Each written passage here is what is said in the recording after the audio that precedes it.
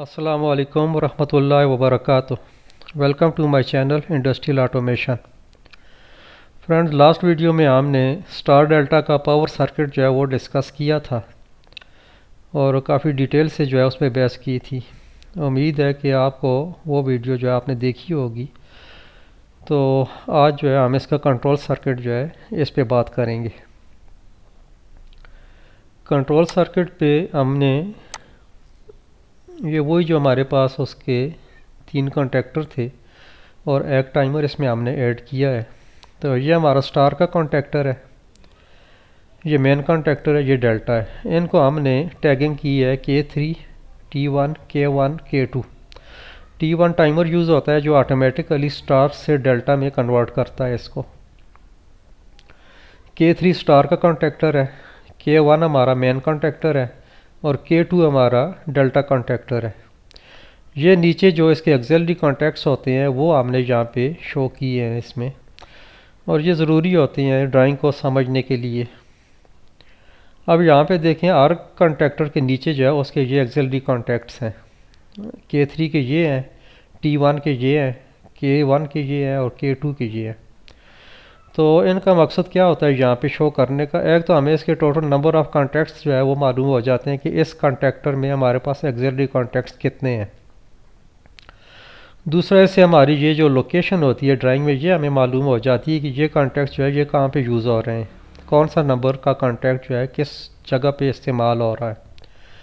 यहाँ पे आप ये देखें, ये B3, C5, C3, C3, B3, C3, ये क्या चीज़ है?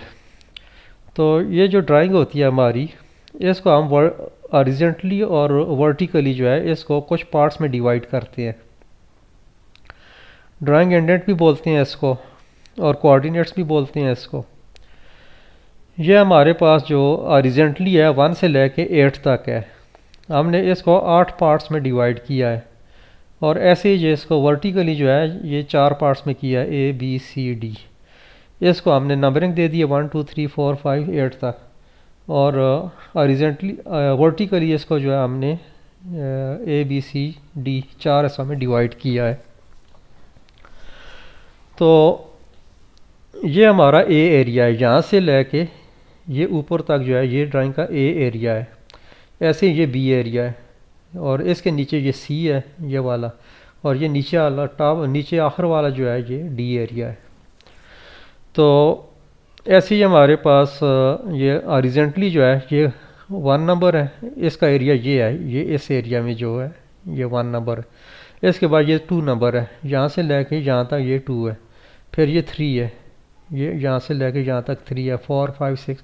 तो हर जगह जो है इसकी यहाँ पे वर्टिकली और हॉरिजॉन्टली जो है ये सेलेक्टेड है। अब यहाँ पे B3 का मतलब क्या है? जो B3 हमने यहाँ पे लिखा है, इसका क्या मतलब है कि ये कॉन्टैक्ट जो 13 14 है ये इस ड्राइंग के B3 पर मौजूद है।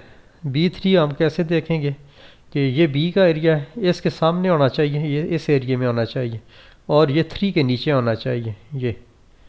ये वाला 3 एरिया है और ये वाला B है, तो B के सामने ये आ गया और 3 के नीचे ये आ गया। तो ये K3 का 13 14 कॉन्टैक्ट जो है यहाँ पे मौजूद है। ऐसे ही जो है ये K1 का कॉन्टैक्ट देख लें, ये भी B3 पे मौजूद है 13 14।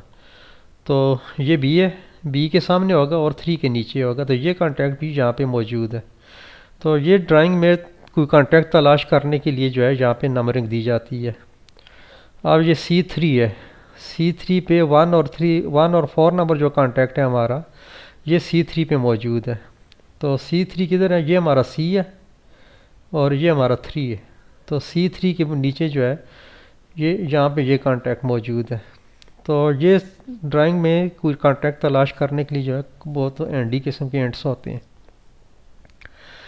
अब अगर ये हमारे पास ये ड्राइंग जो है ये एक ही पेज पे मुश्तमिल है, एक ही ड्राइंग जो है एक ही पेज की ये ड्राइंग है।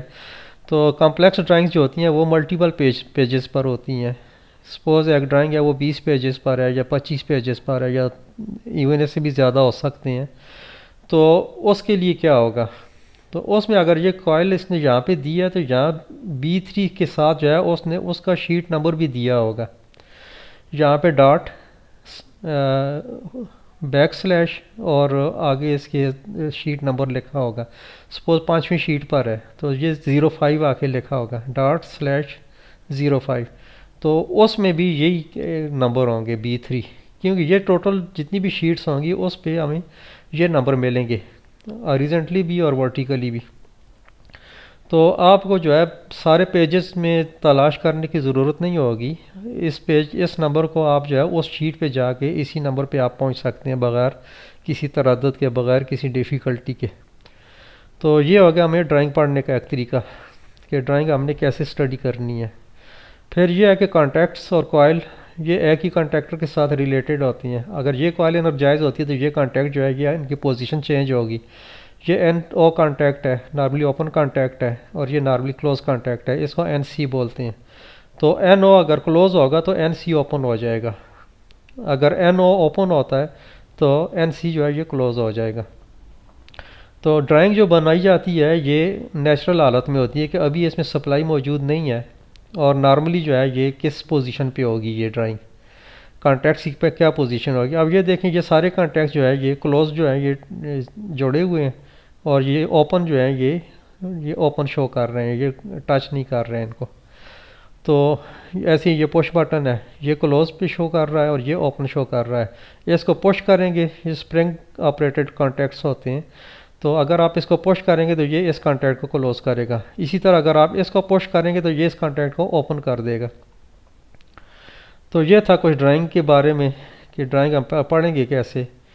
बाकी उसमें और डिटेल्स जो हैं वो इतनी ज़्यादा नहीं है। अगर आप प्रैक्टिकली किसी प्रोजेक्ट पे काम करेंगे तो वहाँ पे आपको इसकी और भी डिटेल्स आपको मिलेंगी। यहाँ पे कुछ नोट्स लिखे हो सकते हैं ड्राइंग के मुताबिक, और कुछ जो है यहाँ पे रेफरेंस वगैरह होंगे कि ये वायर जो है ये सप्लाई कहाँ से आ रही है, उसका रेफरेंस नंबर यहाँ पे मिलेगा। तो इस ड्राइंग को स्टार्ट करते हैं कि ये कंट्रोल जो है हमारा स्टार डेल्टा का ये कैसे काम करेगा। आपने ये देखा कि हमारा स्टार कॉन्टैक्ट के बॉटम वाले जो एंड थे उसके, ये उनको आपस में शार्ट करता है। तो कॉन्टैक्टर जो है जब ऑन होगा तो उससे इसके ये वाले 3 जो सिरे हैं, ये नीचे वाले जो इसके एंड्स हैं A2 B2 C2, ये सारे इनको जो है ये शार्ट कर देगा।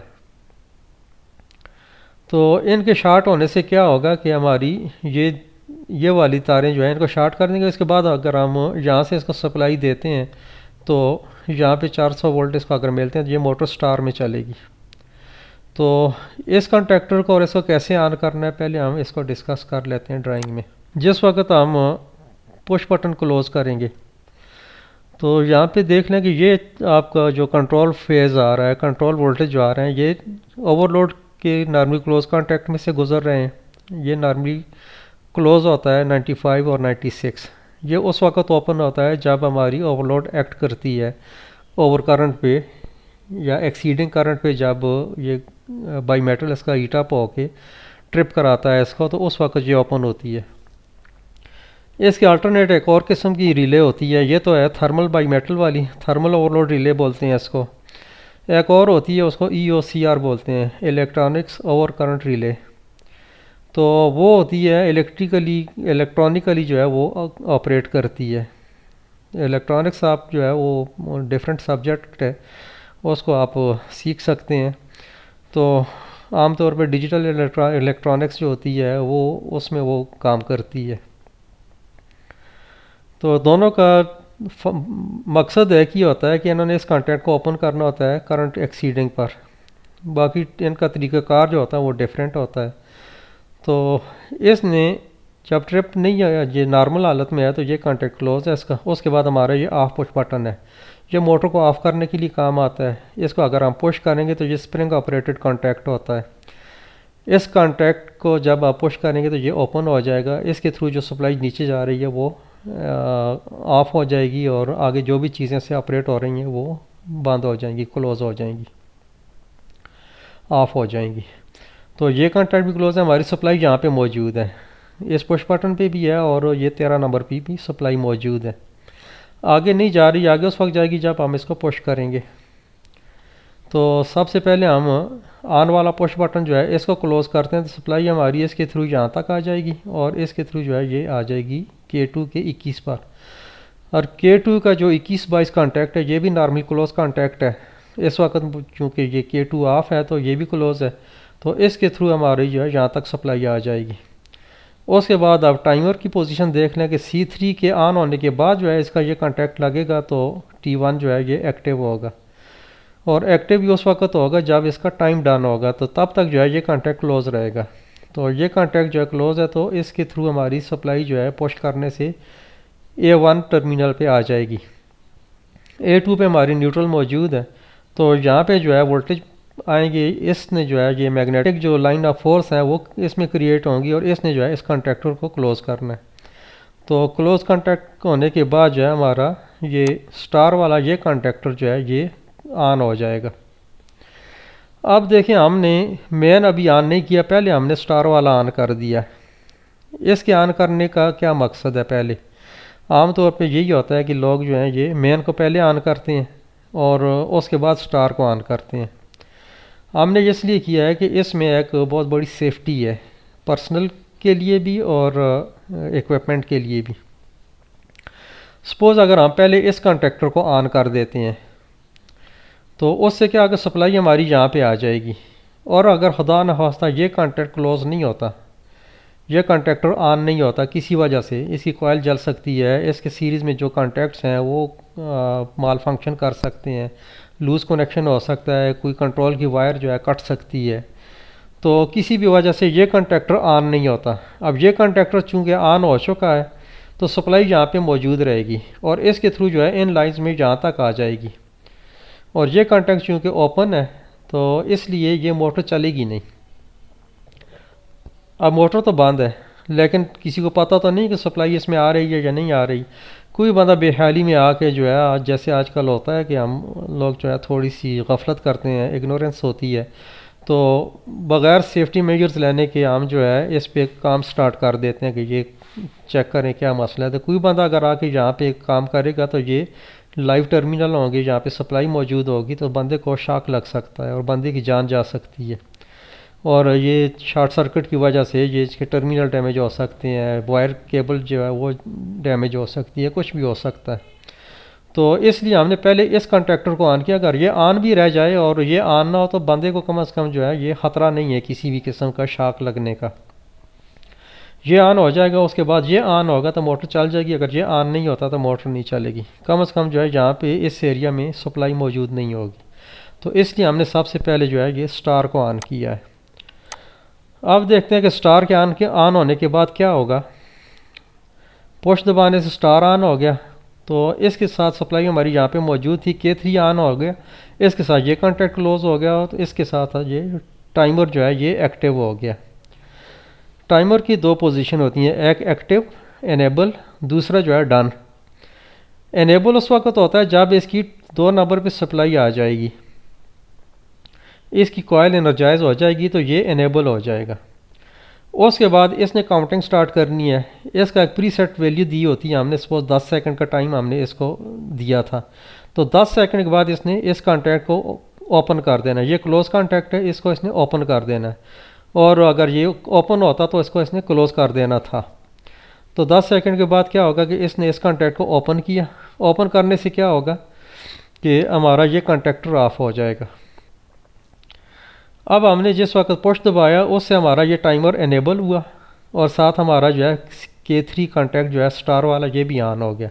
उससे क्या होगा कि इसके थ्रू जो है इसका ये कॉन्टैक्ट क्लोज हो जाएगा K3 का, इस कॉन्टैक्ट के थ्रू जो है हमारा मेन कॉन्टैक्टर ऑन हो जाएगा। पहले हमारा K3 ऑन हुआ, उसके बाद मेन ऑन हो गया। K3 और K1 के ऑन होने से क्या होगा कि हमारी मोटर जो है ये स्टार में चल जाएगी। स्टार में चलेगी तो क्या बिहेवियर होगा मोटर का, मोटर जो है रेटेड के 1/3 के बराबर जो है करंट ड्रा करेगी, और ये आस्ते आस्ते जो है आरपीएम गेन करेगी। 10 सेकंड में जो है इसकी आरपीएम जो है ये सिंक्रोनस स्पीड यानी कि 90% जो इसकी रेटेड स्पीड का होता है उस तक ये पहुंच जाएगी।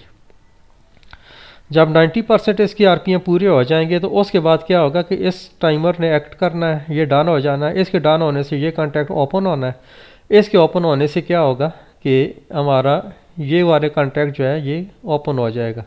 लेकिन ये कॉन्टैक्ट हमारा जो है इसके थ्रू ये मोटर चल रही है, क्योंकि जिस वक्त K1 ऑन हुआ तो इसने इसको लैच कर दिया। पुश बटन हम छोड़ देंगे तो इसके थ्रू जो है ये हमारा सर्किट ऑन रहेगा, इसके थ्रू ये होगा और इसके थ्रू हमारा ये ऑन हो जाएगा।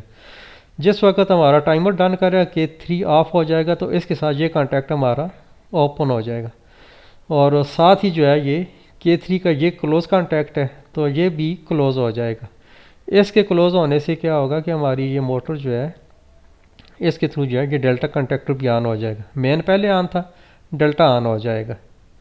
तो डेल्टा के ऑन होने के साथ हमारी मोटर जो है ये फुल कैपेसिटी पे चल जाएगी। डेल्टा के अंदर मोटर जो है ये 100% करंट पे काम करती है, या जो भी इसका लोड होता है उस लोड की को पूरी फुल जो है वो करंट सप्लाई करती है। स्टार में जो होती है ये 1/3 करंट जो है ये ड्रा करती है। अब ओवरलोड, जिस वक्त कोई ऐसी सिचुएशन अकर होती है कि हमारी जो करंट सपोज हमने 60 एम्पेयर पे ये मोटर हमारी चल रही थी, तो मोटर ने जो है किसी वजह से करंट ज़्यादा लेना स्टार्ट कर दिया, तो उससे क्या होगा कि इसका बाईमीटर जो है हीट अप होगा। हीट अप होने के साथ साथ जो है ये एक्सपेंड होना शुरू हो जाएगा और एक लिमिट पे आके जो है इसने इस कॉन्टैक्ट को ओपन कर देना है। इसके ओपन होने से क्या होगा कि ये सप्लाई जो इसके थ्रू जा रही थी, जिससे मेन कंडक्टर और डेल्टा कंडक्टर ऑन थे, उन दोनों की सप्लाई यहाँ पे कट ऑफ हो जाएगी। तो इनके कट ऑफ होने से हमारा ये दोनों कंडक्टर ऑफ हो जाएंगे और यहाँ पे जो है ये फॉल्ट आ जाएगा। इसके साथ अगर किसी ने इंडिकेशन लगाई है या एक मैनुअल मैकेनिकल एक इसकी इंडिकेशन होती है वो भी आ जाती है। तो इसको जब तक रीसेट नहीं करेंगे तब तक ये चलेगी नहीं। रीसेट करने से पहले ज़रूरी होता है कि आप मोटर को की जो है वो फिज़िकल इंस्पेक्शन करें, मोटर हीट अप तो नहीं है, मोटर में क्या मसला आया है, लोड कोई ज़्यादा तो नहीं है, मैकेनिकल लोड जो है वो स्टक तो नहीं है, या कोई ऐसी चीज़ जो अगर सपोज क्रशर है या कोई ऐसी चीज़ है तो उसको चेक करना है कि उसके अंदर कोई बड़े पत्थर वगैरह तो नहीं आए हुए या किसी वजह से जाम तो नहीं है। बहुत सारी वजूहत हो सकती हैं ओवर करंट की, तो वो सारी चेक करने के बाद जो है इसको फॉल्ट रिमूव करने के बाद जो है इसको रीसेट किया जाता है। रीसेट किए बगैर जो है ये चलेगी नहीं। तो ये दो कॉन्टैक्ट इसमें K2 का 21-22 और K3 का 21-22, ये इन दोनों के सीरीज़ में यूज़ किया है। इसका कॉन्टैक्ट इधर यूज़ किया है और K3 का कॉन्टैक्ट जहाँ पे डेल्टा के सीरीज़ में यूज़ किया है। इनका मकसद क्या है कि अगर ये चल रहा है तो उस वक्त तक ये ऑन ना हो, और अगर ये ऑन है तो ये ऑफ रहे और ये जो है ये न चल सके। वजह क्या है उसकी कि पावर सर्किट में अगर हम इसको देखें तो ये स्टार वाला जो है इसने इन एंड्स को जो है ये शार्ट करना है आपस में। ये तीन टर्मिनल जो हैं, टू सिरे जो हैं इनके, ए सेट बी सेट सी सेट के ये जो टू सिरे हैं, इनको इसने शार्ट कर देना है। तो अगर ये भी ऑन हो और इधर से ये भी ऑन हो जाए तो ये पूरा शॉर्ट सर्किट हो जाएगा 3 फेज़ का। तो यहाँ से जो है ये बहुत सारा नुकसान हो सकता है, कॉन्टैक्टर डैमेज हो सकता है, केबल जल सकती है, वायरिंग को आग लग सकती है, बहुत कुछ हो सकता है। तो इसलिए हमने इन दोनों को इंटरलॉक किया, अगर ये ऑन है तो ये ऑन ना हो, अगर ये ऑन है तो ये ऑन ना हो। अच्छा, इसमें एक तो ये तो हमारी इलेक्ट्रिकल इंटरलॉकिंग थी, एक इनके अंदर मैकेनिकल भी इंटरलॉकिंग होती है। ये दोनों कॉन्टैक्टर साथ साथ जोड़ के लगे होते हैं और बीच में यहाँ पे एक छोटा सा ब्लॉक होता है मैकेनिकल का। अगर ये पहले ऑन हो गया तो फिर ये ऑन नहीं हो सकेगा, अगर ये ऑन हो गया पहले तो फिर ये ऑन नहीं हो सकेगा। तो वो भी बहुत हैंडी किस्म की एक प्रोटेक्शन है। अगर आपको मौका मिले और आपके पास सोर्सेज हों तो आप ज़रूर इस्तेमाल करें ताकि डबल प्रोटेक्शन हो जाए इसकी। तो ये था इस वीडियो में। उम्मीद करता हूँ कि ये वीडियो आपको पसंद आई होगी और स्टार डेल्टा मोटर कैसे काम करती है, इसका कंट्रोल सिस्टम क्या होता है, ड्राइंग कैसे पढ़ी जाती है, कैसे समझी जाती है, और सिंबल्स और इसके जो ये नंबर्स जो हैं इनका क्या मकसद होता है। तो उम्मीद करता हूँ कि ये आपके लिए जो है कारआमद साबित होगी।